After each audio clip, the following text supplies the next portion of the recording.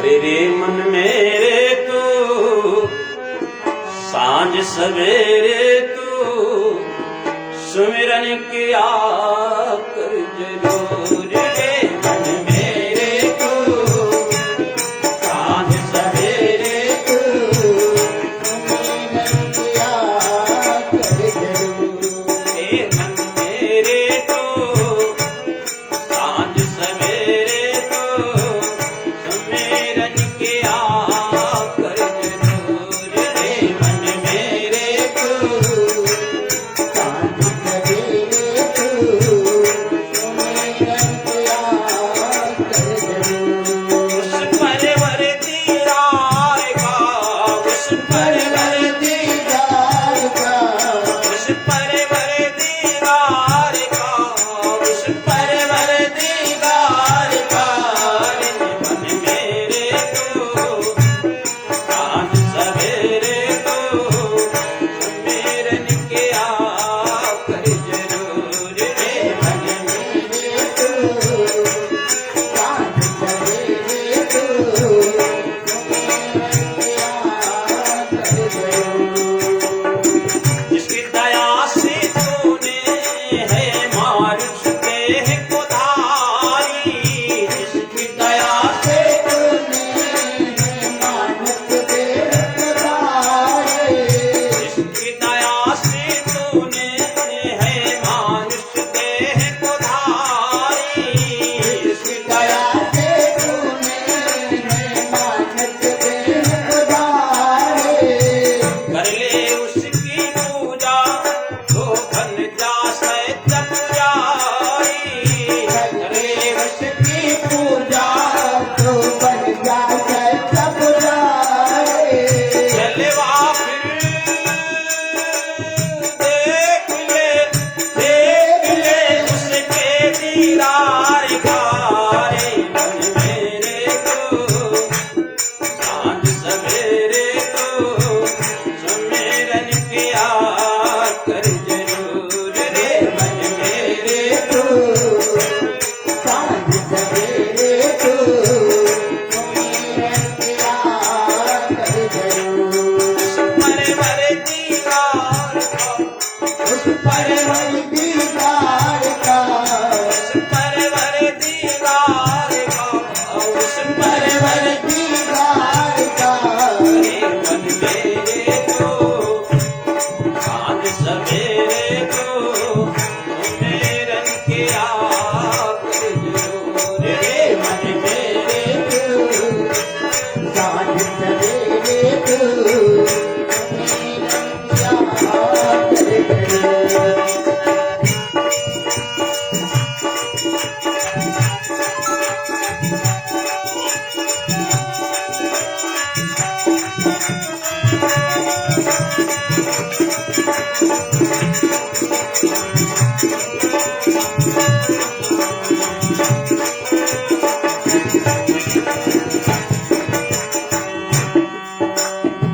छोड़े आसरे जग के ले उसका ही सहारा आसरे जग के ले उसका ही सहारा छोड़े आसरे जग के ले उसका ही सहारा आसरे जग के ले उसका ही सहारा प्यार करेंगे तुझसे तो बन जा प्रभु का प्यारा प्यार करेंगे तुझसे तो बन जा प्रभु का प्यारा ध्यान धर तू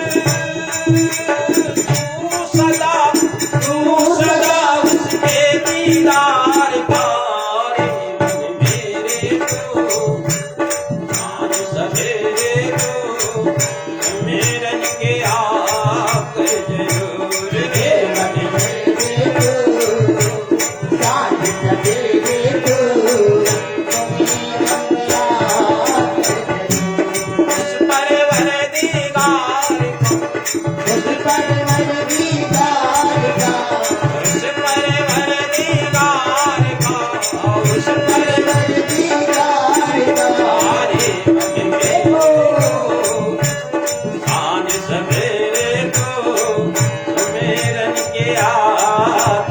जरूर रे मन मेरे तू साथ न देवे तू मेरा त्याग जरूर।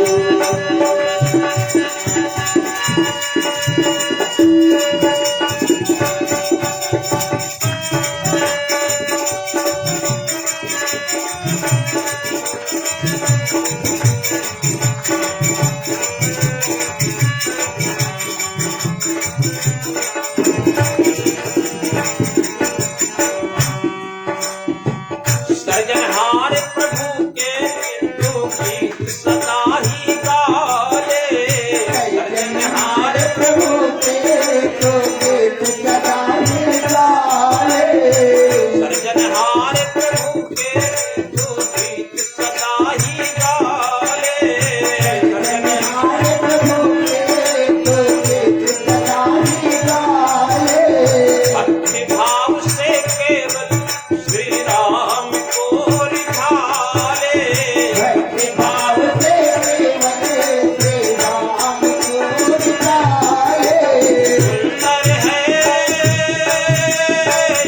ईश्वर, ईश्वर रूठा है प्यार का रे मन मेरे तू शान सवेरे तो मेरन के आप जोर रे मन मेरे तू साथ न देवे तू उस पर भर दीवार का, उस पर भर दीवार का, उस पर भर दीवार का, उस पर भर दीवार का रे मन मेरे तू आज सवेरे तो सवेरन के आप जरूर रे मन मेरे तू आज सवेरे तो सवेरन के आप जरूर। वृंदावन बिहारी लाल की जय हो। सूत जी ने कहा, आप लोगों ने दूसरा प्रश्न किया है, जब हम मंदिर में जाते हैं तो वहां बहुत से प्रतिमाएं होती हैं, किसका पूजन करें और किसका न करें।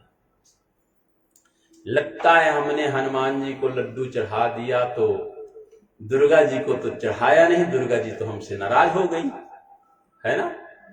तो कौन ऐसा देवता है जिसका पूजन करने से सभी का पूजन हो जाता है। सूत जी कहते हैं कि एक ही साधे सब सधे, सब साधे सब जाने।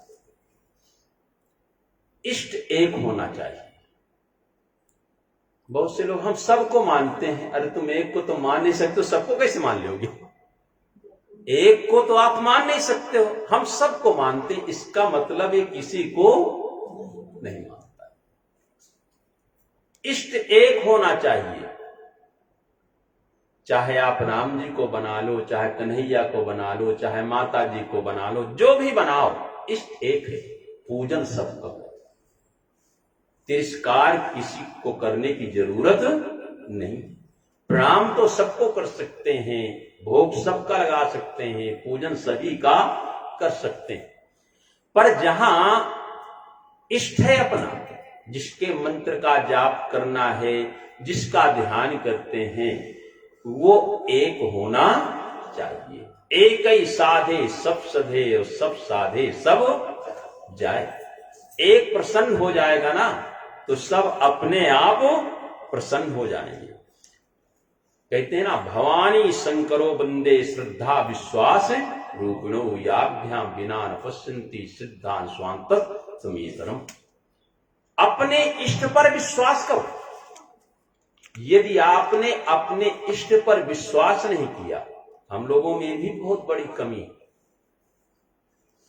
2 दिन पूजा किए, 4 दिन पूजा किए, हमारा काम नहीं बना तो फिर पूछने गए पंडित जी अब क्या करें, तो कहे तुम अब ये हनुमान चालीसा शुरू करो। और फिर जब काम नहीं हुआ तो फिर पहुंच गए, बोले तुम भैरव चालीसा शुरू कर दो। हम कहीं के नहीं रह गए, भटकते रह जाएंगे।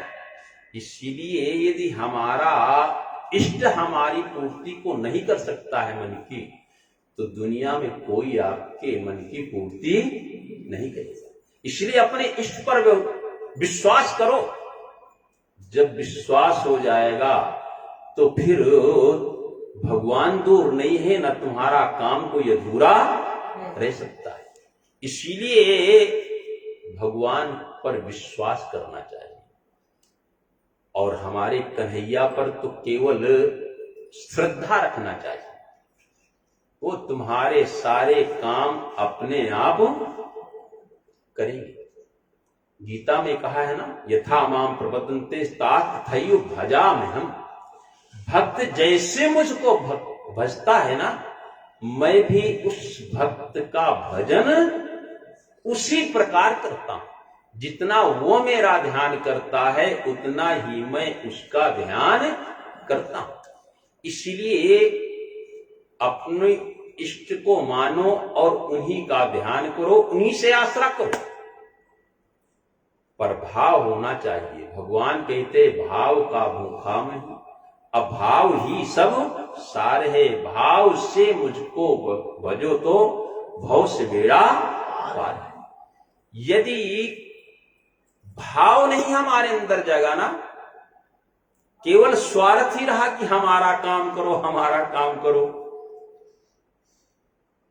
तो इससे जल्दी काम होने वाला नहीं है। भाव रखो, काम तो अपने आप ही छोटा बच्चा हो जाता है ना, तो मां से कभी ये नहीं कहता मुझे भूख लगी, पर मां को पता है कब उसको दूध पिलाना है और कब नहीं पिलाना है। वो हर समय ध्यान रखती है कि इस समय इसको क्या पिलाना चाहिए, क्या खिलाना। मांगने की जरूरत नहीं पड़ती और उसको पता है कि नहीं देना, तो मांगेगा भी तो भी वो नहीं देगा। इसी तरह परमात्मा है, वो हर समय उनको पता है क्या चाहिए, बिना मांगे तुम्हारी व्यवस्था वो करता रहता है। कहते हैं परमात्मा का जब अनामी है तो नाम कैसा, अजन्मा है तो जन्म कैसा। तो भगवान कहते हैं कि जन्म कर्म चमे दिव्यम यो वेद तत्वता। मेरा जन्म दिव्य है, मेरा कर्म दिव्य है, और जिस गर्भ में आता हूं वो गर्भ भी दिव्य होता है। परमात्मा जब आता है अनामी है, बिन पग चले सुनई बिन काना, कर बिन कर्म करे विधिनाना, आनंद रहित सकल रस भोगी, बिन बानी बक्ता बड़ जोगी, तन बिन परस नयन बिन देखा, ग्रही ज्ञानवर वास विशिष्टा, असभ्रांत अलौकिक करनी, महिमा जास जाय नहीं बरनी। हर जगह है पर हमें दिखाई नहीं देता। पर जब भक्त चाह लेता है कि मुझे देखना है, तो उसे साकार रूप में आना पड़ता है। भगवान अजन्मा है, पर भक्तों के लिए वो जन्म भी लेता है। भगवान अनामी है, फिर भी भक्तों के लिए अपना नाम भी रखता है। इसीलिए कहते हैं कि हरि अनंत हरि कथा अनंता, कहीं सुनई बहुविध सब संता। भगवान अनंत है और भगवान की कथाएं भी अनंत हैं। वो निर्गुण भी है और सगुण भी है। जब भक्त चाहता है कि नहीं मैं दर्शन करना चाहता हूं, तो उसको प्रत्यक्ष रूप में आना पड़ता है। भगवान स्वयं कहते हैं अहम भक्त पराधीनो, मैं भक्त के अधीन हूं। भोग लगा दिया भक्त ने तो खा लिया, नहीं भूखे हैं मुरलिया बजाता रहता हूं। जैसा भक्त चाहे वैसे मैं करता हूं, इसीलिए मुझे जन्म लेना पड़ता है। फिर उन्होंने प्रश्न किया था कि भगवान के कितने अवतार हुए। कहीं कहते हैं 10 अवतार हुए, कहीं कहते हैं 24 अवतार हुए, कहीं कहते हैं हरि अनंत हरि कथा अनंता। सूत जी ने कहा कि भगवान के तो बहुत अवतार हुए हैं, पर जो शास्त्रों में आया है वो 24 अवतार हुए हैं। पहला अवतार है सनत सनातन सनंदन और संत कुमार। दूसरा बाराह भगवान का अवतार, जिन्होंने पृथ्वी जो जल में डूबी हुई थी अपने दांतों में ऊपर करके वे पृथ्वी को लाते हैं। तीसरा नारद जी का अवतार और चौथा नर नारायण का, पांचवां कपिल का, छठवां दत्तात्रेय का, सातवां यज्ञ का, आठवां ऋषभ भगवान का। जैसे हमारे यहाँ 24 अवतार होते हैं ना, वैसे जैनियों में भी 24 तीर्थंकर होते हैं। उनमें जो पहले तीर्थंकर होते हैं वो ऋषभ भगवान, हमारे अवतारों में 8वें में आते हैं, पर उनके ये पहले भगवान है, ऋषभ भगवान। इसकी कथा भी आगे सुनाऊंगा, बड़ी सुंदर कथा है। 9वां अवतार पृथु का और 10वां मत्स्य का। यदि 10 अवतारों में चलते हैं तो मत्स्य अवतार पहला अवतार आता है और 24 अवतारों में 10वां अवतार आता है। 11वां कच्छप, 12वां धन्वंतरी, 13वां मोहिनी, 14वां नरसिंह, 15वां वामन और 16वां परशुराम फरसे वाले बाबा का अवतार है। 17वां वेद व्यास जी का, 18वां श्री राम का। गुरु राजा रामचंद्र महाराज की जय। 19वां बलराम जी का, 20वां जो है हमारे बाल कृष्ण का। बोलो बाल कृष्ण भगवान की जय। 21वां हरि अवतार, 22वां बुद्ध अवतार, 23वां हंस और हग्रीव और 24वां अवतार कल्कि अवतार, जो अभी होगा, अभी हुआ नहीं। मध्य प्रदेश में है ना, सागर जिले में किसी ग्राम में उनका अवतार होना है, कुंवारी कन्या के गर्भ से जन्म लेकर के, पर उनका अवतार कलयुग के चौथे चरण में होना है। और अभी तो 5000 वर्ष, 5200 वर्ष बीते हैं कलयुग के। और कलयुग कितना बड़ा है?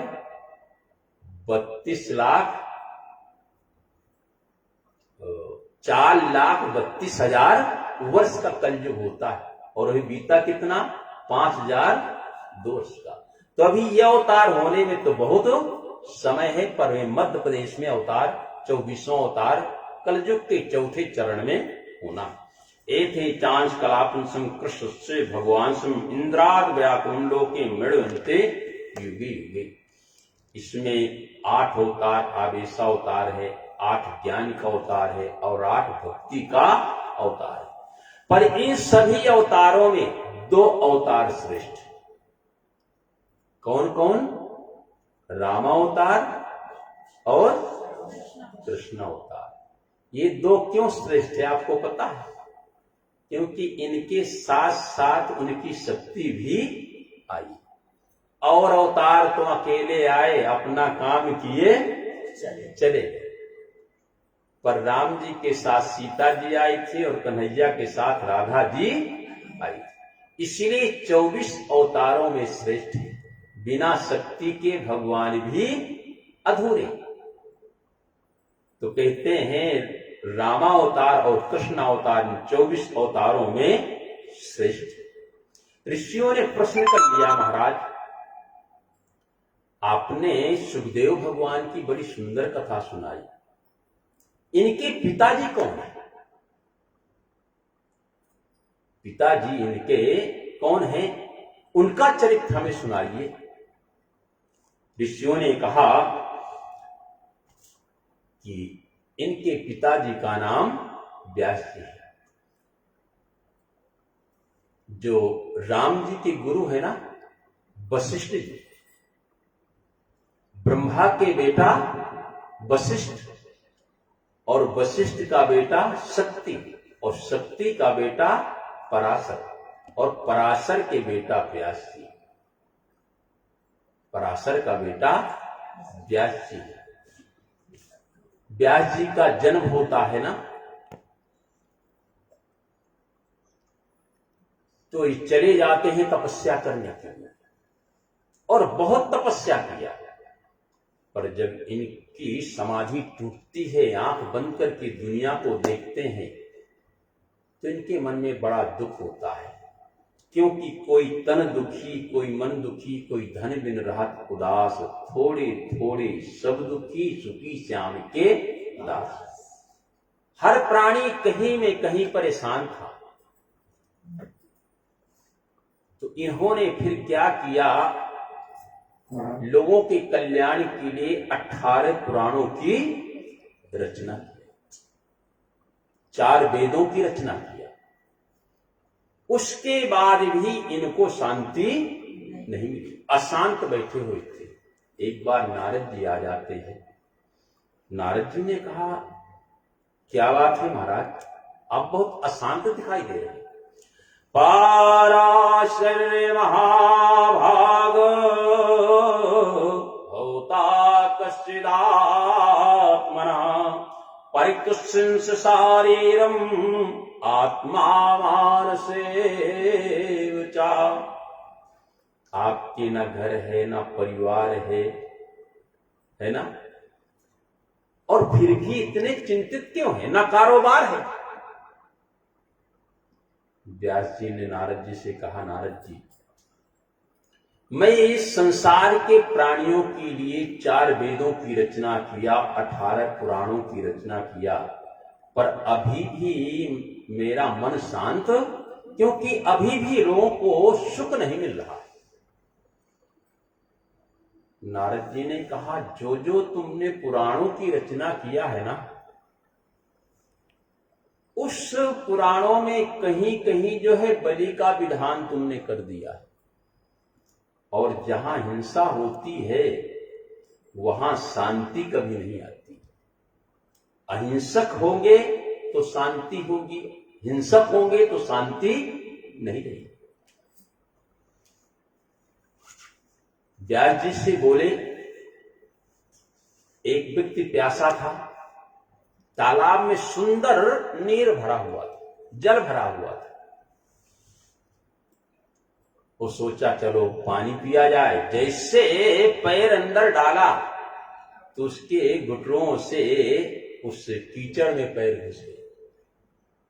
उसने सोचा कि देखने में तो जल बड़ा सुंदर था, पर नीचे तो कीचड़ है, और कीचड़ भरे हुए तालाब में कौवे और बकुले तो आ सकते हैं, हंस तो उसी जल को पीता है जो अंदर से और बाहर से निर्मल होता है। व्यास जी, आपके ग्रंथों को जब तक संत नहीं पढ़ेंगे, सज्जन लोग नहीं पढ़ेंगे, तब तक तुम्हारे मन में शांति। एक ऐसा ग्रंथ बनाइए जिसमें केवल प्रेम के अलावा और कुछ न हो। व्यास जी ने कहा कि बुढ़ापा आ गया लिखते लिखते, अब मेरी हिम्मत थक चुका हूं। नारद जी ने कहा, घबराना नहीं चाहिए, हिम्मत रखो, सब काम आसानी से हो जाए।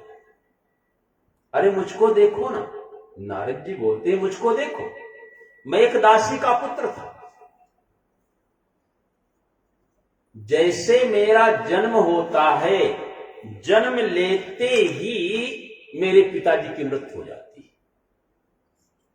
और जैसे पिताजी की मृत्यु हो गई तो मेरी मां एक तरफ बेटे के होने से खुशी और सुहाग उजड़ने का दुख, किसी तरह से पति का संस्कार किया, और बच्चे को लेकर, अब कौन, कोई खिलाने वाला तो था नहीं, बच्चे को लेकर के जंगल की ओर चल दी। और जंगल में गई, एक संत का आश्रम था।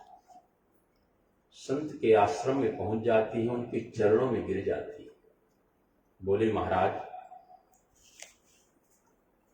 इस संसार में देखो जिसका दामन कीला है, कोई यदि मदद भी करेगा तो कुछ स्वार्थ से करेगा। मेरे पास कुछ है नहीं, इस बच्चे को मुझे पढ़ाना लिखाना है, आप यदि कृपा कर देते, जो सेवा करें कहोगे ना, वो हम आपके आश्रम की कर लेंगे, बस 2 रोटी हमें चाहिए। संतों ने कहा कि देखो, हमारी पत्नियां अंदर है, उनसे जा करके तुम सेवा पूछ लो, और जो वो कहे वो सेवा कर देना, और आनंद पूर्वक आश्रम में रहो, कोई चिंता की बात नहीं।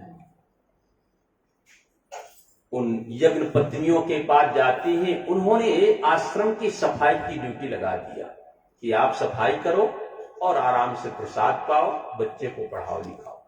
मेरी माँ सेवा करती और मेरा पालन पोषण करती, पर मुझसे बहुत प्यार करती। मैं कहीं जाता ना, अरे बेटा कहां चला गया, अरे बेटा ढूंढने लगती।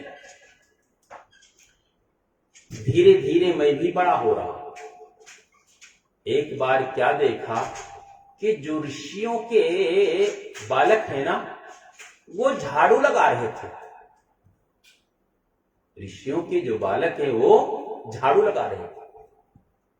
मैं पहुंच गया, महाराज ये सेवा तो मेरी है, आप क्यों झाड़ू लगा रहे? बोले रामदास नाम था। बोले रामदास तुमको पता नहीं था, हमारे आश्रम में बड़े बड़े महात्मा आएंगे, यहां सत्संग होगा, और जब सत्संग होगा अपने घर में भगवान का कोई पूजा पाठ हो तो सेवा अपने हाथ से करनी चाहिए, नौकर से नहीं कराना चाहिए। इसलिए सफाई हम करेंगे, क्योंकि हमारे यहाँ संत आएंगे, वो प्रवचन करेंगे, यज्ञ करेंगे, हम लोग सुनेंगे बैठ करके, अपने हाथ से हम सेवा करेंगे। अब आप एक सप्ताह के लिए विश्राम करो, रोज हम सेवा करेंगे। फिर दूसरे दिन देखे बड़े बड़े महात्मा लोग आ गए, सुबह यज्ञ होता, शाम को सत्संग होता। मैं भी मां के साथ बैठ करके उन संतों के प्रवचन को सुनता था। कुछ दिन के बाद वो यज्ञ समाप्त हुआ, पता चला महात्मा लोग अपने अपने आश्रम को जाएंगे। और जो सत्संग में सुन रहा था, तो सुनते सुनते मुझे लगा कि मुझे भी भजन करना चाहिए। तो जब संत चलने लगे तो नारद जी जो है, वो रामदास जो छोटे थे, वो चरणों में गिर गए, महात्माओं से बोले कि मुझे भी अपने साथ ले चलो, चेला बना लो, आपकी सेवा करूंगा और भगवान का भजन करूंगा। महात्मा लोग तैयार हो गए कि चलो सेवा करेगा आश्रम की। पर जब मां को पता चला कि मेरा बेटा जा रहा है महात्माओं के साथ, तो मां पहुंच गई महात्माओं के पास। बोले कहां लिए जा रहे हो? यही तो मेरे एक सहारा है, यही मेरे लिए एक लकड़ी है थामने वाली, इसको आप लेकर कहां जा रहे हैं?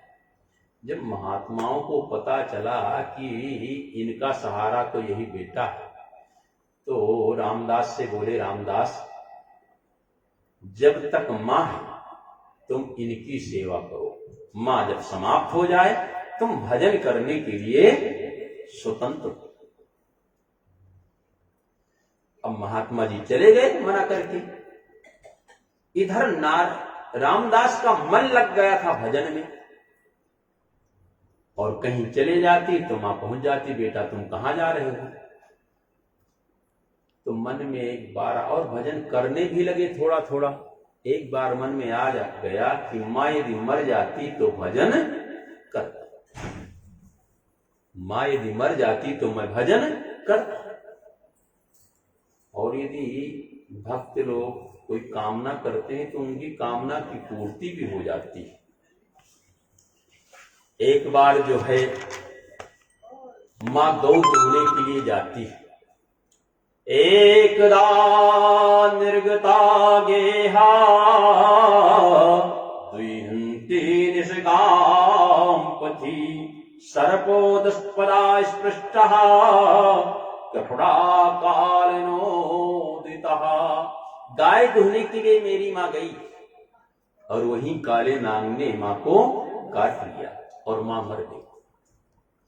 मैं बड़ा खुश हुआ, चलो अब प्रेम से भजन करो। मां का संस्कार किया और संस्कार करते जंगल को चले गए और भजन करना शुरू कर दिया। भजन का ढेर लगा दिया, लाखों वर्षों तक तपस्या किया। सोचने लगे इतने तपस्या करने के बाद आज तक भगवान ने मुझे दर्शन क्यों नहीं दिया? तब आकाशवाणी, हृदय से आकाशवाणी होती है, नारद तुम चाहे जितना भजन करो, जितने युगों तक भजन करो मैं तेरे को दर्शन नहीं दे सकता। बोले क्यों? बोले जिसने तुझे पैदा किया था उसके लिए तेरे मन में आ गया कि मर जाती तो अच्छा होता मैं भजन करता। चाहे जितना तू भजन कर तेरे को मैं दर्शन। अब नारद जी सोचे कि हाँ गलती मेरे से तो हो गई, और जब भगवान मुझे नहीं मिलेंगे तो इस शरीर को रख करके क्या करूंगा। तो उस शरीर को नारद जी ने छोड़ दिया। पर हमारा कर्म कभी व्यर्थ नहीं जाता, भजन तो बहुत किया था, इसीलिए दूसरा जब जन्म होता है तो ब्रह्मा जी के पुत्र के रूप में नारद जी अवतरित होते हैं और तब इनका नाम नारद पड़ता है। व्यास जी से बोलो कि देखो मुझे शरीर भी छोड़ना पड़ा और फिर भी मैंने हिम्मत नहीं हारी, ब्रह्मा जी का पुत्र हुआ, आज भी भजन करता हूं और भगवान के जब चाहता हूं तो दर्शन करने के लिए पहुंच जाता हूं। इसलिए आप हिम्मत मत हारो, अभी भी बहुत समय है, आप जो है ग्रंथ लिखो। तो कहते हैं अपने 5 अंगुली जो है नारद जी ने व्यास जी के हृदय में रखा तो सारी भागवत समाहित हो गई और नारद जी चले जाते हैं और फिर उन्होंने भागवत की रचना किया। कल मैं बताया था ना कि 18 पुराणों में भागवत नहीं आती, 18 पुराण अलग हैं और भागवत महापुराण अलग है। ये नारद जी के कहने पर फिर व्यास जी ने भागवत की रचना किया है। बोलो वृंदावन बिहारी लाल की जय। जय जय श्री राधे, जय जय श्री राधे।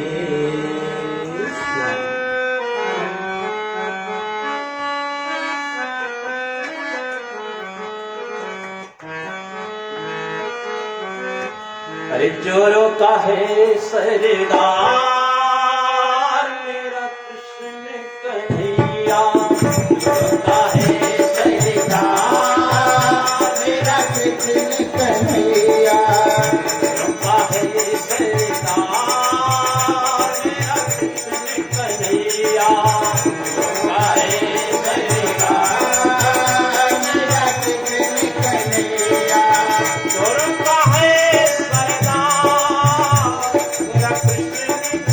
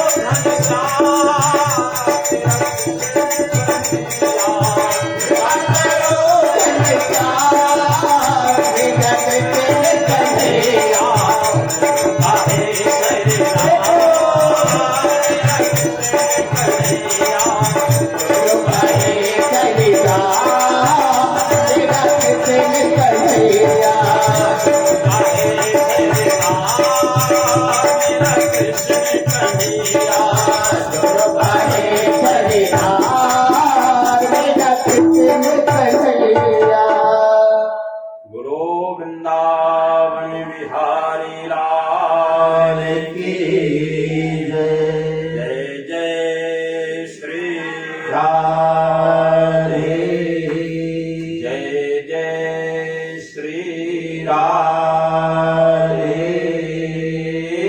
श्याम। व्यास जी जो है नारद जी के कहने पर फिर भागवत का निर्माण किया, भागवत जी को लिखा। फिर सोचने लगे कि इनको पढ़ेगा कौन, पढ़ करके दुनिया को सुनाएगा कौन। जब तक ग्रंथों किसी को बताया नहीं जाएगा तो सामने वाले का कल्याण कैसे होगा। तो उन्होंने अपने शिष्यों को भागवत सुनाना पढ़ाना प्रारंभ कर दिया। पर भागवत तो वही सुना सकता है जिसमें कुछ त्याग हो, भगवान की भक्ति हो। तो फिर नारद जी को याद किया, बोले आपके कहने पर मैंने ग्रंथ की रचना तो कर दिया, पर ये बताइए कि कौन सा ऐसा शिष्य तैयार करूं जो इसको संसार में प्रसारित करे। बोले भटक क्यों रहे हो, तुम्हारा बेटा है ना, उससे बड़ा त्यागी, उससे बड़ा वैरागी, उससे बड़ा भगवान का भक्त दूसरा कोई है ही नहीं।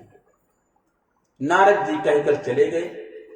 व्यास जी ने सोचा कि ये तो जंगल में भजन कर रहा है, पैदा होते ही चला गया था, अब आए कैसे।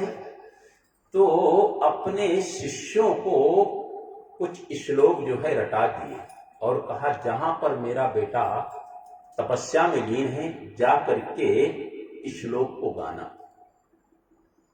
तो शिष्य जाते हैं जहां पर वो तपस्या कर रहे थे, वहीं श्लोकों को गाना शुरू कर देते। बरहा पीड़म नटवर बपहो कर्णयो कर्णिकारम बिभ्रदवासः कनैकैसं वैजयन्तीं चमाल्याम् रन्धान वेणो रथरसुधया पूरयन् गोपवृन्दै वृन्दारण्यं स्वपदरमणं प्राविशत गीत कीर्तिः। बरहा पीड़म नटवर बपहो कर्णयो कर्णिकारम। बरहा पीड़म जो मोर पंख धारण किए हुए, जिनका नटवर टेढ़ा शरीर हो और जो दोनों कानों में पुष्पों की कुंडल धारण किए हुए। बिभ्रदवासः कनैकैसं वैजयन्तीं चमाल्याम, जो वैजयंती माला को धारण किए हुए, किरीट मुकुट मकरा कुंडल धारण किए हुए हैं। रंधान वेणो रुधर सुधया, जो बंसी बजाते हुए गौओं के पीछे पीछे वृंदावन की गलियों में प्रवेश करते हैं, ऐसे कृष्ण को मैं प्रणाम करता हूं। जैसे कृष्ण की झांकी का वर्णन किया तो सुनते ही सुखदेव भगवान की समाधि टूट गई और उन शिष्यों के पास आए, बोले और आगे सुनाइए। बोले हमारे पास तो इतना ही सामग्री, ज्यादा सुनना है ना तो अपने पिताजी के पास चलो, वो 18,000 श्लोक की रचना किया है, उनसे सुनो। सुखदेव ने कहा कोई सुंदर होगा तो होगा, मेरे क्या लेना देना है, और फिर जाकर समाधि में बैठ जाते। वो शिष्य लोग बताते हैं व्यास जी से कि जैसे हमने कृष्ण की छवि का वर्णन किया तो एक बार तो समाधि टूटी, पर दोबारा फिर जाकर बैठ गया। तो व्यास जी को लगा कि नहीं, आकर्षण तो है, यदि आकर्षण नहीं हुआ होता तो समाधि कैसे टूटती। कृष्ण कर्षति इस कृष्ण, कृष्ण ऐसा नाम है जिसके लेने से आकर्षण उत्पन्न होता है। एक श्लोक कहा, उसी में आकर्षित होकर उनकी तपस्या भंग हुई। दूसरा श्लोक दिया, बोले जाकर के इसको सुनाना। तो शिष्य लोग जाते हैं और जहां तपस्या कर रहे थे, दूसरा श्लोक जो व्यास जी ने दिया था उसको कहते हैं। अहो वकीयस्थल काल कूटम जिघांसया पायद प्रसादी लेभे गतिम धातु चितात कन्यम किम वा दयालुम शरणम ब्रजे में। अहो वो पूतना हमारे कन्हैया को मारने के लिए आई थी, अपने स्तनों में जहर लगा करके, पर वो कितना महान है कि जो मारने के लिए आई थी उसको भी वो मुक्ति प्रदान किया है जो मां यशोदा को बाद में मिलने वाली। मां की जगह उसको स्वर्ग में बैठाया। ऐसे कन्हैया को मैं प्रणाम करता हूं। तो पहले तो झांकी का वर्णन किया, और जो दूसरा श्लोक था ना, भगवान की कृपा का वर्णन किया, भगवान की दया का। और जैसे इस कृपा को सुना तो तुरंत समाधि टूट गई और बोली इसके आगे सुनाओ। बोले आपके पिताजी सुनाएंगे। दौड़े वहां से आते हैं और पिताजी के चरणों में गिर जाते हैं और कहते हैं मुझे तो भागवत सुनाइए।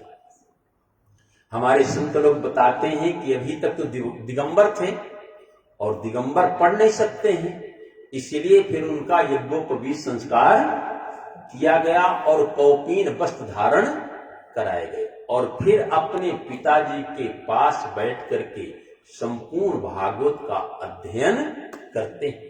और जब अध्ययन पूरा हो जाता है तो फिर चले जाते हैं जंगल में भजन करने के लिए।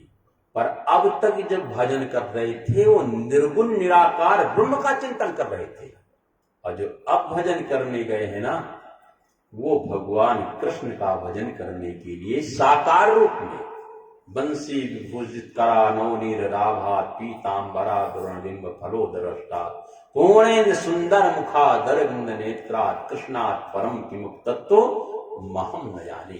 अब जो गए हैं ये साकार कृष्ण का चिंतन करके और फिर तपस्या करने के लिए जाते हैं।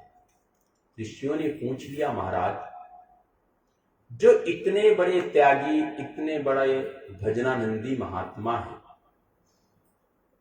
ये परीक्षित की सभा में बिना बुलाए कैसे चले गए? ये परीक्षित जी कौन है? सूत जी ने कहा कि परीक्षित जी की जन्म कथा सुनाना जरूरी नहीं, पर सुनाऊंगा इसलिए कि भच्छे कृष्ण तपोदय, जिसकी कथा से भगवान की कथा का उदय हो रहा हो, उसकी कथा भगवान से कम नहीं होती। इसलिए तुम्हें परीक्षित की जन्म कथा में जरूर सुनाऊंगा। और यहां जो है परीक्षित की जन्म कथा सुना रहे हैं। यदा मृधे कौरव संजयानाम वीरस्वपी वीर गतिम गतेषु ब्रकोदराभिद्य गदाभिमर्षा भग्नेरुदंडे धृतराष्ट्रपुत्रे। जब महाभारत का युद्ध चल रहा था ना, जितने वीर थे सब मारे गए, चाहे वो भीष्म पितामह रहे हों, चाहे कर्ण रहे हों, चाहे द्रोणाचार्य हो। जिसने अधर्म का साथ दिया उसका विनाश हो गया।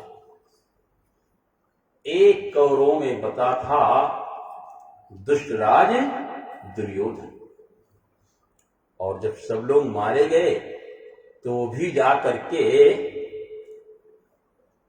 हिमालय में जाकर के और मानसरोवर में छिप गया। जब प्रातः काल जाते हैं तो वहां मैदान में तो कोई था ही नहीं। कन्हैया ने कहा जब तक दुर्योधन नहीं मारा गया तब तक तुम्हारी विजय नहीं मानी जाएगी। तो फिर ढूंढने के लिए जाते हैं और मानसरोवर में जाकर के पता चलता इस सरोवर में है, तो ललकारते हैं सब लोग, परंतु वो नहीं निकलता। उसके अंदर जल स्तंभन की क्रिया उसको पता था, जल के नीचे वो बैठ सकता था हजारों साल तक।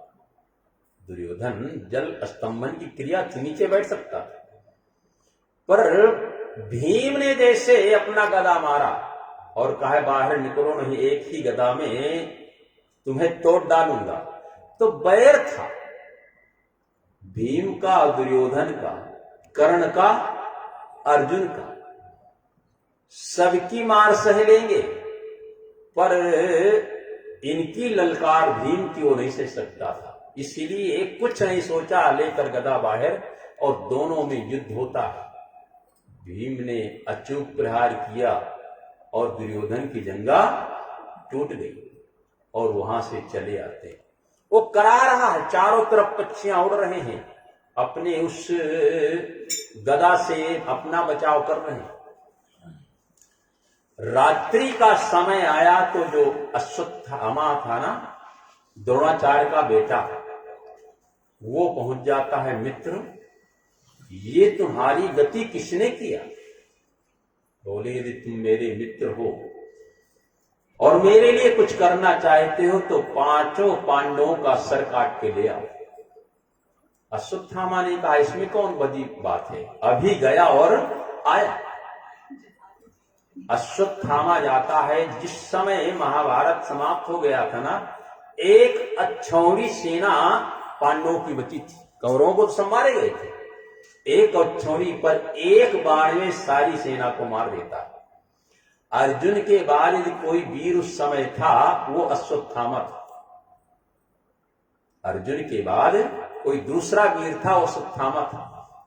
पितामह का नंबर तो तीसरे नंबर में आता था, अश्वत्थामा इतना बड़ा वीर था, एक ही बाण में एक अक्षौणी सेना मार देता। और जिसमें सो रहे थे 5 पांडव उसमें चले जाते। पर वहां तो आश्चर्य ये था कि उस दिन भगवान कृष्ण पांडवों को वहां दिखा ले गए।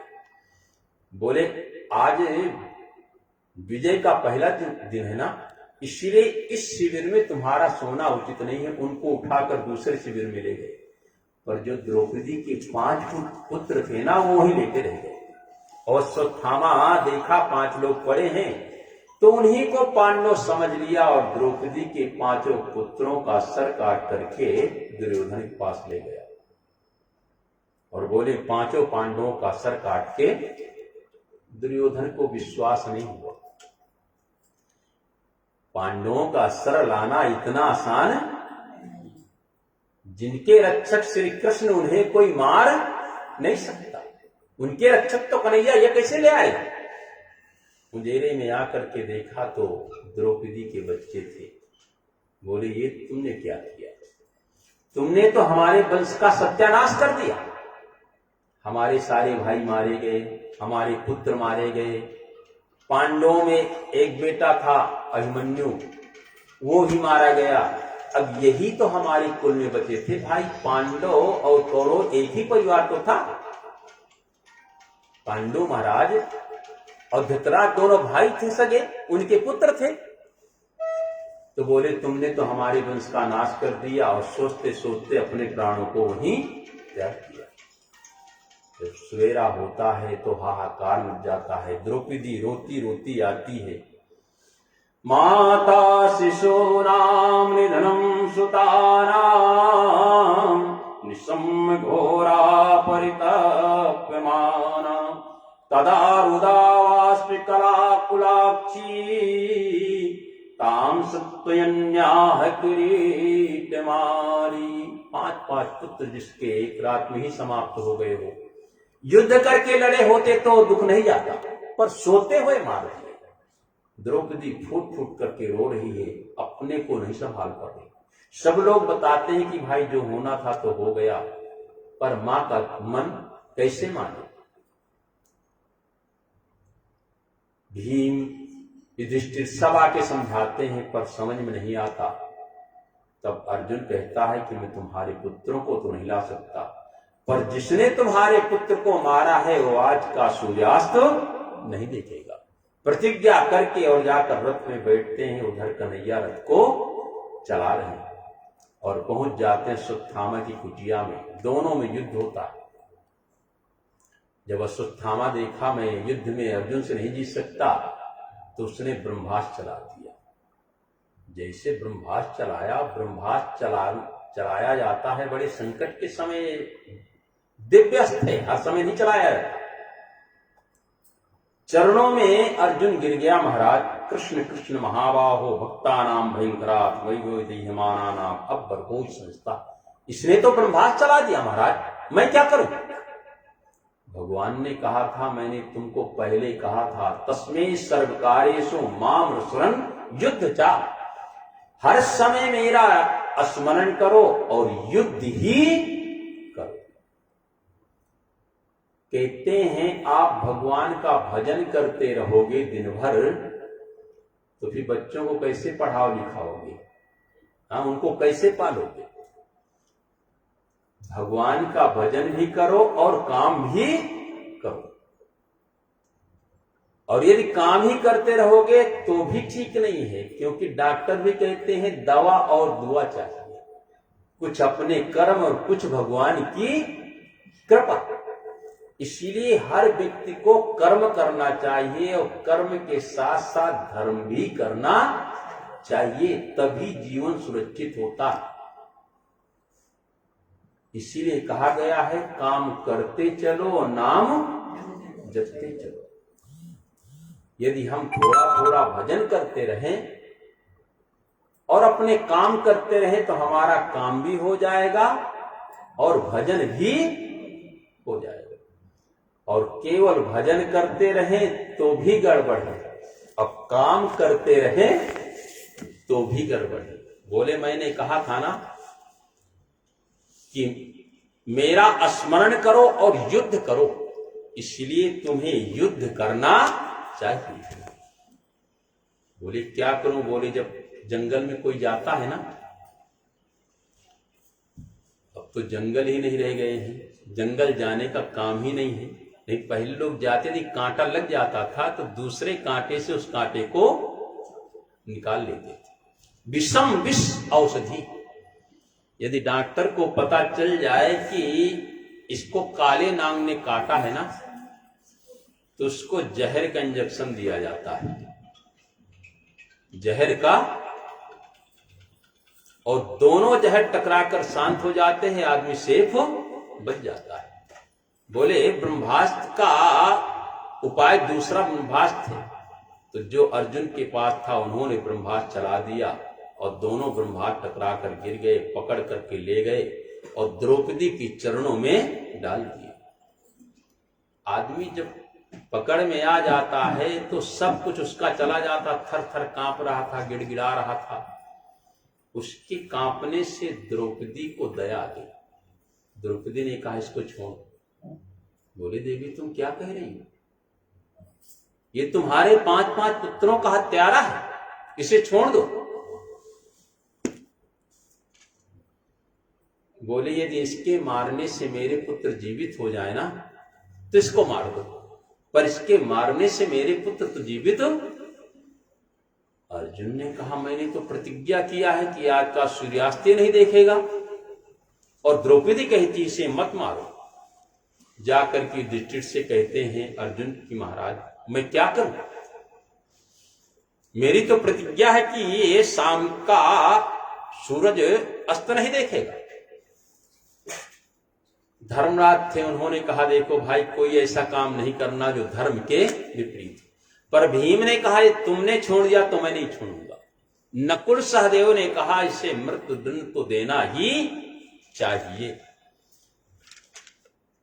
और द्रौपदी कहते हैं मत मारो, तो कृष्ण के शरण में जाते हैं। कृष्ण भगवान ने कहा देखो मैं तो नीति की बात करूंगा, मानना और न मानना तुम्हारा काम। बोले बताइए मुझे क्या करना चाहिए? तो भगवान कृष्ण बताते हैं ब्रह्मबंधुर्न हन्तव्यम् आतताये बधारण मय्यो भयमात्मानं परिपरिहानुशासनम्। ब्राह्मण कैसा भी हो, कितना बड़ा अन्याय किया हो, पर उसका वध करना नहीं चाहिए। और जो आतताई होते हैं ना, बच्चों को मारने वाला कोई क्यों ना हो, उसे छोड़ना नहीं चाहिए। ये ब्राह्मण है इसे मत मारो, और ये बाल हत्यारा है आतताई से मत छोड़ो। भीम ने कहा कमाल कर दिया, आपके जैसे 2-4 न्यायाधीश हो जाएं जो, तो न्याय व्यवस्था ही बदल जाएगी। इसको मारो भी, इसको छोड़ो भी। भगवान ने कहा भीम दादा, कभी कभी शारीरिक मानसिक परिश्रम भी कर लिया करो। मैंने गीता का उपदेश दिया, देखो अर्जुन क्या करता है। अर्जुन तो समझ गया, तुरंत छुरा निकाला, उसके आधे बाल मोड़ दिए, आधी मूछ मोड़ दिए, आधी दाढ़ी मोड़ दिए, और जो ब्रह्म तेज मणि थी ना, उस मणि को निकाल लिया। मणिजहार मूर्धन्य, मणि को निकाल लिया और धक्का दे करके सभा से बाहर निकाल दिया। कहते हैं जिसका सम्मान हो, प्रतिष्ठित हो, उसको अपमानित करके निकाल देना भी मृत्यु दंड ही होता है। बाहर निकाल दिया, परंतु कृपा तो अर्जुन ने किया ही था। पर ऊंच निवास नीच करतूती, देख न सकई पराय विभूति। अश्वत्थामा को तो सोचना चाहिए था कि मैंने कर्म वो किया है कि मुझे मारना चाहिए था, इन्हें छोड़ना नहीं चाहिए था, पर मेरे ऊपर कृपा किया जो केवल अपमान किया, मुझे तो छोड़ दिया, पर ऐसा नहीं छोड़। उसने सोचा इसने मेरा अपमान किया है, मैं इसके वंश का नाश कर दूंगा। पर सोचने लगा इनके वंश में कोई बचा ही नहीं है।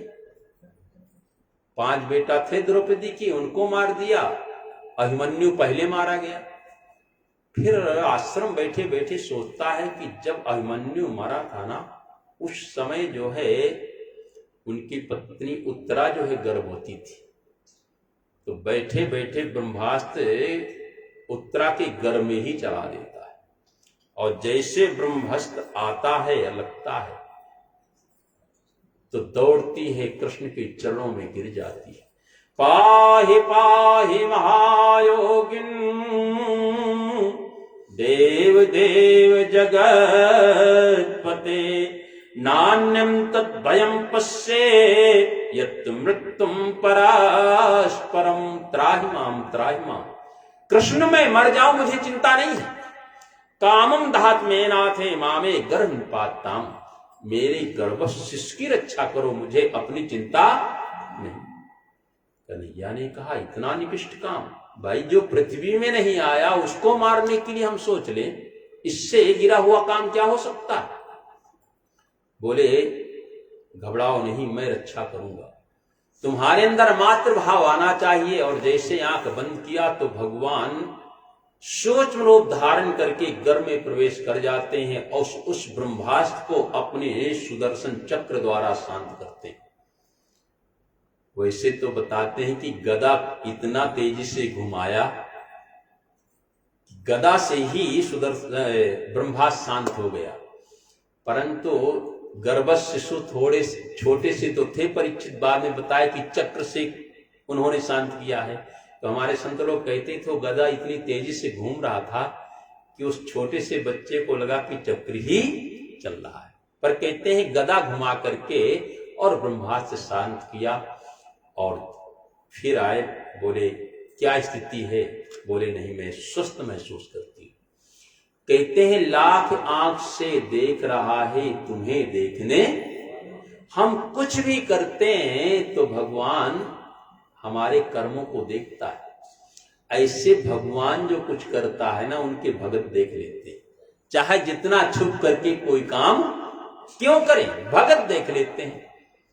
कुंती ने देख लिया कि छोटा से रूप धारण करके और मेरे परपोते की रक्षा इसने किया, तो हाथ जोड़ लेती है, नमस्ते पुरुषम ताद ईश्वरम प्रकृतम परम, अलक्ष्यम सर्वभूतानां मंत्रिवर्वस्थितः। माता कुंती कहती है आप तो परब्रह्म परमात्मा है, मैं आपको प्रणाम करती हूं। कन्हैया ने कहा बुआ तुम मेरी बुआ हो, मैं तुम्हारा भतीजा हूं कृष्ण। भाई बसदेव जी की सगी बहन थी ना, मैं भतीजा हूं और तुम मुझे भगवान कह रहे हो। बोले नहीं, मुझे बहकाओ नहीं, तुम भगवान, मैं तुम्हें प्रणाम करती हूं। तब कृष्ण ने कहा देखो, यदि भगवान किसी को मिल जाते हैं तो खाली हाथ नहीं लौटाते, भगवान मिल जाए हम ना पहचाने वो अलग की बात है, पर भगवान यदि मिल गए हैं तो कुछ देकर जाते हैं। इसीलिए मैं तुम लोगों को देना चाहता हूं, जो इच्छा हो वरदान मांग लो। युधिष्ठिर ने कहा महाराज परिस्थिति कैसी भी आ जाए मैं धर्म से अपना पैर नीचे न रखूं, मेरे ऊपर बस यही कृपा करना। भीम ने कहा महाराज सब लोग कहते हैं कि भीम खाता बहुत है, क्योंकि आधा भोजन परिवार का अकेले भीम खा जाता था और आधे में सारा परिवार खाता था। तो खाते पीते कैसे भी हो मेरा मन तुम्हारे चरणों में लगा रहे। और अर्जुन ने कहा कि शिष्यस्त्वाहं साधमां त्वां प्रपन्नम, आपने मुझे शिष्य माना है तो वह शिष्य की भावना हमेशा मेरे ऊपर बनी रहनी चाहिए। नकुल सहदेव ने भगवान की भक्ति मांग लिया, पर जब कुंती का नंबर आया बोले तुम भी मांग लो बुआ, बोले मैं मांगूंगी और आपने न दिया तो, बोले ऐसा हो ही नहीं सकता, तुम मांगो और मैं ना दूं, तुम जो भी मांगोगे वो मैं देने को। बोले दोगे, बोले हाँ। तो कुंती ने अपना आंचल फैला दिया, बोले देना चाहते हो तो मैं मांग रहा हूं, आप मेरी झोली भर देना। विपुदा सुंतुना सस्वतो दे तत्र तत्र जगत गुरुं भवतो दर्शनमित् स्यात् पुनर्भवो दर्शनम्। यदि आप देना चाहते हो ना तो मेरी झोली दुखों से भर दे। एक दुख जाए नहीं, दूसरा दुख आ जाए, दूसरा दुख जाए नहीं, तीसरा, कभी भी मेरी झोली दुखों से खाली न रहे। कन्हैया अवाक रह गए, बोले कोई मांगने की चीज है, ये तो बिना बुलाए आ जाते हैं। सुख के लिए तो परिश्रम करना पड़ेगा और ये दुख बिना बुलाए आ जाते हैं। और तुमने दुख कम भोगा है क्या भाई? जैसे कुंती का जन्म होता है ना, तो ये तो वसुदेव की बहन है, वसुदेव की बहन है। वो भोजराज आ गए, बोले मेरे कोई संतान नहीं है, आपके एक बेटा तो ही है, ये बेटी मुझे दे दो। उन्होंने उनके प्रेम में, मित्र से प्रेम में आकर के और अपनी कन्या उनको, पर बड़ी होने के बाद तो ये पता चलता है कि मैं गोद में, लोगों से पता चली जाता है। तो जन्म कहीं हुआ और पालन कहीं हुआ। और जब बड़ी हुई तो ऐसे व्यक्ति के साथ शादी हुई जो जन्म से पीलिया का मरीज था। पांडव महाराज जन्म से ही पीलिया के मरीज थे और उस पति का कोई सुख नहीं, क्योंकि पांडव महाराज को शाप लगा था जब अपनी पत्नी के पास जाओगे तुम्हारे सर के 1000 टुकड़े हो जाएंगे। ये तो दुर्वासा की कृपा से 5 पुत्र हो गए। एक बार जो है ना, तो दुर्वासा ऋषि आते हैं भोज राजा के यहां। तो पहले के लोग संतों का बड़ा आदर करते थे, बड़ा विश्वास करते थे, तो अपनी बेटी को ही उनकी सेवा में लगा दिया। और कुंती ने इतनी सेवा किया, इतनी सेवा किया। जानते हो कि लोहा कब पिघलता है? आप वैसे गर्म करोगे तो लाल हो जाएगा, गर्म हो जाएगा, लाल हो जाएगा, पर लोहा तो तब पिघलेगा जब 1200 सेल्सियस डिग्री की गर्मी आएगी, तो लोहा पानी हो जाता है। जब विशेष सेवा करोगे तो पानी होगी। कुंती ने इतनी सेवा किया कि दुर्वासा ऋषि प्रसन्न हो गए। उनके मस्तक रेशा को देखा इस बिटिया के तो मस्तक में सुख लिखा ही नहीं। जब जाने लगे तो बुलाए, बेटी एक मंत्र तुमको दिए जा रहा, जब तुम्हें पुत्र की आवश्यकता हो ना, इस मंत्र को पढ़ लेना। जिस देवता को बुलाओगे ना, वो आकर तुम्हें एक बेटा दे जाएगा। कुंती ने भगवान ले लिया उस मंत्र को, दुर्वासा ही चले गए। पर बचपन तो था ही, लड़कपन तो था। आधी रात के समय मन में आया कि बाबा ने जो मंत्र दिया है इसमें कुछ होता है या? झूठे तो नहीं दे गए। परीक्षा लेने के लिए रात्रि में उस मंत्र को पढ़ा और सूर्य का ध्यान किया तो आधी रात को चमचमाता हुआ सूर्य उनके कमरे में आ गया।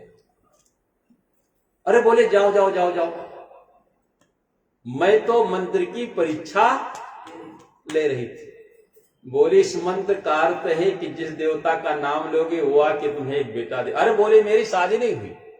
बोले इससे मतलब नहीं है, इस मंत्र के मैं अधीन और वहीं कर्ण की उत्पत्ति होती। उस बच्चे को दूध पिलाया, परंतु सोचे कि क्या मैं कहूंगी शादी नहीं हुई, पुत्र कैसे हो गया। तो लोक लज्जा को देखते हुए उसको पेटी में बंद करके और जाकर के गंगा जी में प्रवाहित कर दिया। और बहता हुआ जा रहा था तो ये अधीरज जो है स्नान करने गया था, उसने बच्चे की रोने की आवाज सुना तो कूद गया गंगा जी में, तैर कर लाया तो छोटा से बच्चा। अपनी पत्नी राधा से बोला देखो तुम बच्चा बच्चा करती थी ना, आज गंगा मैया ने छोटा से लाला दे दिया है। तो जो कौनते होना चाहिए वो राधे हो गया, कर्ण हो गया। जब पांडव महाराज ये हुआ कि अब ये पत्नी के पास जा नहीं सकती तो पांडवों ने कहा कुंती से मुझे पुत्र चाहिए। तुमने सब शादी के समय वादा किया था कि मैं तुमको पुत्र दूंगी, तो मुझे पुत्र दो। उसने कहा पुत्र तो दे सकती हूं क्योंकि मेरे ऊपर दुर्वासा की कृपा। बोले जैसे भी हो, तो धर्मराज का ध्यान करते हैं तो उससे युधिष्ठिर का जन्म होता है। फिर वायु देवता का ध्यान करते हैं तो भीम का जन्म होता है। और जब अर्जुन का ध्यान करते हैं तो इंद्र का, तो अर्जुन का। तो जो उनकी बहन थी ना, उसने कहा बहन मैं भी एक बेटा। बोले तुम किसी देवता का ध्यान करो, मंत्र मैं पढ़ूंगी, मंत्र मैं पढ़ूंगी। तो उन्होंने अश्विनी और कुमार का ध्यान किया। अश्विनी कुमार नाम तो एक है और चीज दो है, अश्विनी और कुमार। अश्विनी और कुमार दोनों सूर्य के पुत्र है ना। जैसे अश्विनी कुमारों का ध्यान किया तो माद्री के दो पुत्र हो गए, नकुल और सहदेव। तो तीन तो हैं कुंती के और दो माद्री के। और सज्जनों एक बार अपने मन को काबू नहीं रख पाए पांडु महाराज माद्री को देख करके।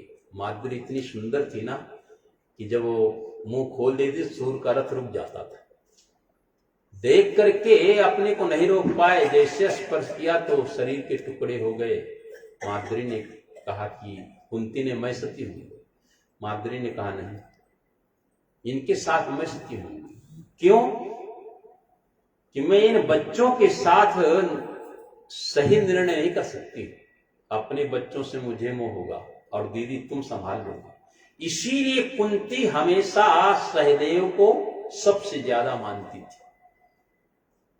सबसे ज्यादा किसको मानती थी? वो आपने देखा होगा सीरियल में, जब युधिष्ठिर से बोला कि एक भाई जिंदा कर सकता हूं। जब यक्ष ने भाइयों को मार दिया था, एक भाई को जिंदा कर सकता हूं बोलो। उसने कहा सहदेव को जीवित कर दो। बोले अर्जुन को क्यों नहीं, भीम को क्यों नहीं, तो बड़े महाभाली हैं। बोले नहीं, कुंती का तो मैं जीवित हूं और एक माद्री का भी जीवित रहेगा। तो वो अपने पुत्रों से ज्यादा माद्री के पुत्रों के, इसलिए माद्री जो है सती हो जाती। उन पुत्रों को पालना जिनको मारने के लिए गांधारी के 100 पुत्र लगे रहते थे। कभी भोजन में जहर मिला देना दूध में, कभी लाक्षागृह में जला देना, 12 वर्ष का वनवास, 1 वर्ष का अज्ञातवास। और आज समय आया है कि तुम्हारा बेटा आज राजा होगा और आज भी तुम दुख मांग रहे हो। बुआ ये मैं नहीं दे सकता। बोले महाराज उस दुख का ही परिणाम है कि जब जब दुख आया है तो आपका दर्शन तुरंत ही। जब संकट में पांडव फंसते थे तो कन्हैया सामने बोले, ऐसा ही दुख हमें चाहिए कि हर समय आप हमारे सामने सुख के माथे सिर परे जो हरि हृदय से जाए, बलिहारी व दुख को जो पल पल नाम जपाए। ऐसा सुख को पाकर क्या करेंगे जिसमें भगवान का नाम ही भूल जाए। मैं उस दुख पर बलिहारी जाती हूं जो बार बार कन्हैया का दर्शन कराता है। विपदो नैव विपदः संपदो नैव संपदा, विपद विस्मरणो विष्णु संपद नारायण स्मृतः। विपत्ति को विपत्ति नहीं कहते, आपत्ति को आपत्ति नहीं कहते। भगवान को भूल जाना सबसे बड़ी विपत्ति है और उनको याद रखना सबसे बड़ी। और इसी को सुंदर कांड में हनुमान जी ने कहा है, कहे हनुमंत विपद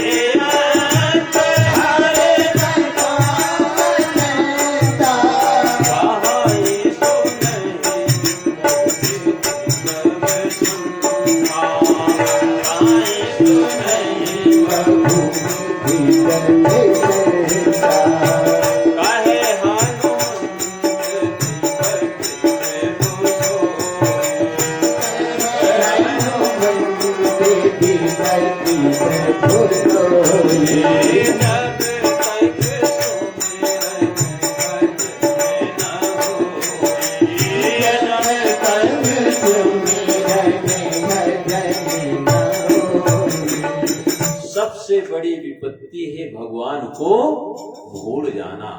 यदि वो याद है तो उससे बड़ी कोई संपत्ति है ही नहीं, क्योंकि विपत्ति आपके पास आ ही नहीं।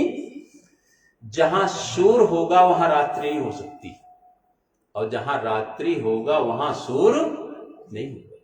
जहां भगवान है वहां विपत्ति आ ही नहीं सकती है और जहां भगवान नहीं है वहां सुख कभी आ ही नहीं सकता है। इसीलिए कुंती कहती है कि मुझे दुख ही दो जिससे मैं आपका स्मरण करती रहूं। सुख भी मुझे प्यारे हैं, दुख भी मुझे प्यारे हैं, क्षण में किसे भगवान दोनों